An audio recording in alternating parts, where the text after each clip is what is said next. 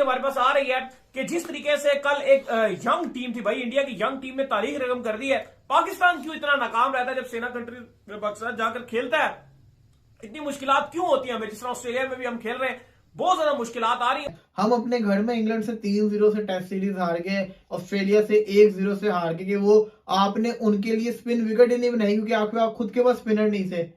अगर आपके पास 6 स्पिनर होते तो जैसे इंडिया करता होता है, उनको जल्दी से आउट करके 3 दिन में टेस्ट मैच खत्म कर देता होता है। आपकी बात बिल्कुल नुस्खा, या आपको एक नुस्खा बता दिया कि भाई आपने आउट तो होना है, आपको रन्स की तरफ जाना है, जो वाइड बॉल मिल रही है मारो, आपको तेज खेलने की तरफ जाना है। लेकिन आपका मसला यह है कि आपकी टीम भी डिफेंसिव बनाई जाती है और आप खेलते भी डिफेंसिव हो।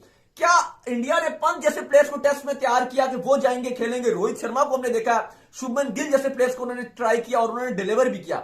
हमारे यहां इमाम या अब्दुल्ला को बल्कि हम कहते हैं कि वो अच्छा खिलाड़ी है, स्टाइलिश प्लेयर है, लेकिन आपने अब्दुल्ला को भी इतना डिफेंसिव कर दिया है कि वो भी टुक टुक करता है, क्योंकि आपने एक माहौल ही ऐसा बनाया है कि भाई तुम टुक टुक करना है। फिर मुझे समझ नहीं आता कि आपके यहां मेरिट का तो धज्जियां उड़ा दी जाती है। फहीम अशरफ किस बेस पे वो आपकी टेस्ट टीम का पार्ट था, फैसला कर लिया, सेकंड टेस्ट से वो बाहर होगा। मुझे आप बताओ कि 120 की उसकी स्पीड है, बल्ला उसको बॉल नजर नहीं आ रहा जो दोनों इनिंग्स में उसने खेला है, जिस तरह बैटिंग आपके सामने है, बॉलिंग आपके सामने है। क्या आपको लगता है कि वो टेस्ट मैच खेलने के लिए तैयार था? मैं तो हैरान हूं कि यार वो तो इस टाइम फिटनेस लेवल ही उसका मुझे समझ नहीं आया कि एक बंदा जो स्टार्ट से 120 की बॉलिंग कर रहा है, उसका क्या आपने योयो टेस्ट लिया? सबसे हैरान कन तौर पे आप योयो टेस्ट ही अब नहीं ले रहे, फिटनेस ही जीरो है। इवन सॉरी टू से लेकिन अगर आप बोल रहे हो ना बाबर की फॉर्म नहीं है, कुछ टाइम से लगे हुए यहां पे, बाबर का भी अगर आप जिस्म देख लो इस टाइम तो आपको नजर आ रहा है कि जो पहले बाबर का था और अब जो वेट है, बाबर की भी फिटनेस के ऊपर सवाल निशान है। इमामुल हक को अगर आप देखो, लिटरली मैं बॉडी शेम नहीं कर रहा, ना ये बॉडी शेम के मैं उस पर हूं, लेकिन आप अगर इमाम को भी देख लो भाई, इमाम की भी जो फिटनेस है ना वो आपके सामने है भाई, नजर आता है उनका ऐसा ही है। इमाम अब वो चीज नहीं रहे। या तो अगर आप क्रिकेट ना खेल रहे हो या अगर पाकिस्तान के 11 महीने तो आप जैसा मर्जी अपना हाल करो, कोई मसला ही नहीं है, कोई बात नहीं करेगा।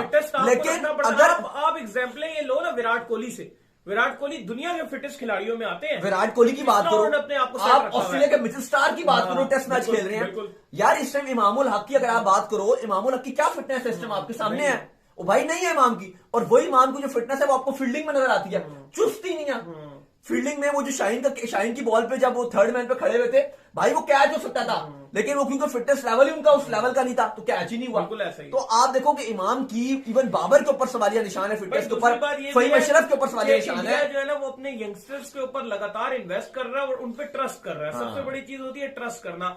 आप अपने यंगस्टर्स पे इन्वेस्ट तो जरूर कर रहे हैं, इन्वेस्ट इस पॉइंट से कर रहे हैं कि आप उनको ट्रेवल भी करा देते हैं, साथ स्टे भी करवाते हैं, खिलाते तो नहीं हो, सब कुछ नहीं, खाने जाने सब कुछ खिलाते, लेकिन मैच नहीं खिलाते हो, एक्चुअल में नहीं खिलाते हो। मैं बात कर रहा हूं एक्चुअल में नहीं खिलाते हो, फिराते डुराते हो, सैर कराते हो, खिलाते हो, एक्चुअल में खेलने नहीं देते हो अपनी जगह के ऊपर, क्योंकि आपको इनसिक्योरिटीज बहुत ज्यादा है। आपको अभी भी लगता है कि यंगस्टर आया, परफॉर्म कर गया, हम गए।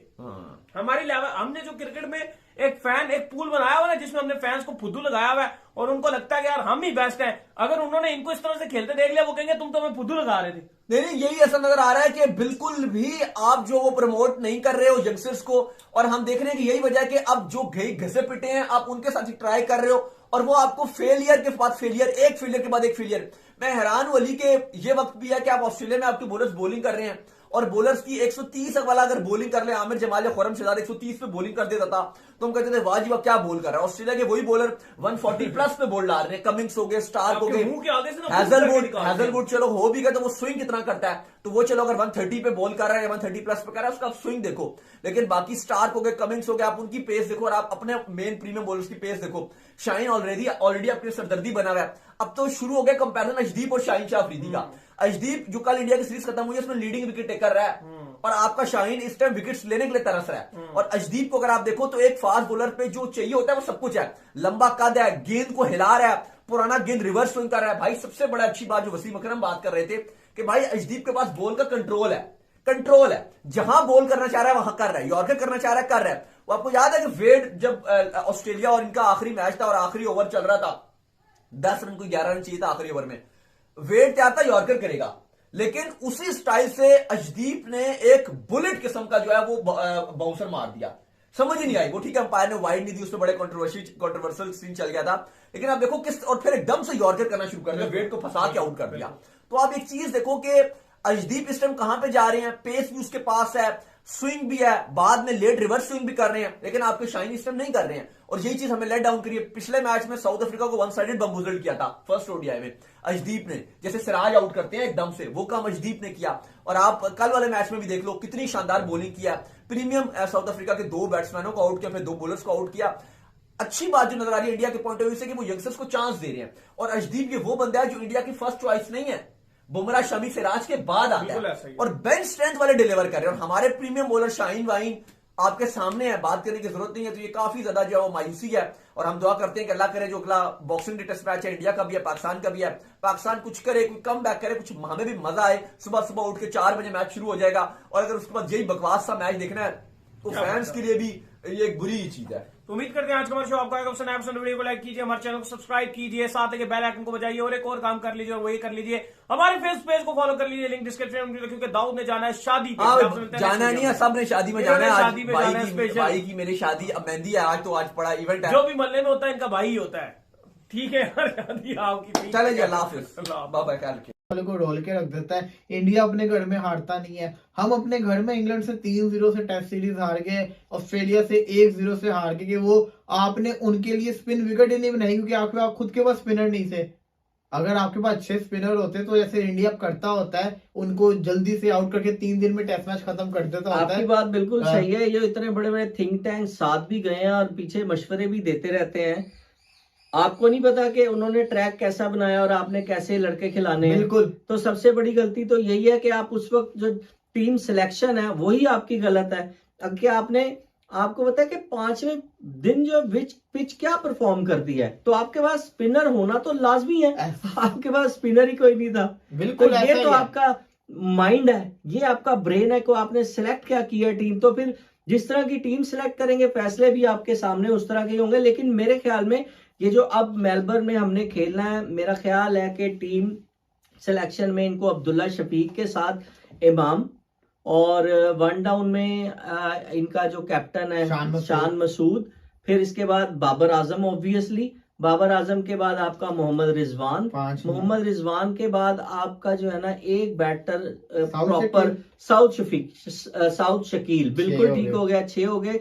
मेरे ख्याल में ना अभी अगर आपके पास 3 बॉलर और 1 स्पिनर, 3 फास्ट बॉलर और 1 स्पिनर, तो मेरे ख्याल में आप अगर 7वें नंबर पे ना 6 पे साउथ शकील आ गया, तो 7वें पे आप सरफराज को चांस दे दें, एक और लेकर गए हैं, तो अभी 2 टेस्ट बाकी हैं, एक चांस और दे दें, 7 हो गए। 1 स्पिनर लें अच्छा सा, अबरार अहमद हो गया आपके, 8 अफरीदी, शाहीन शाह अफरीदी 9 हो गए, और 1 आमिर जमाल 10, और 1 आपका हसन रजा, मेरे ख्याल है हसन अली।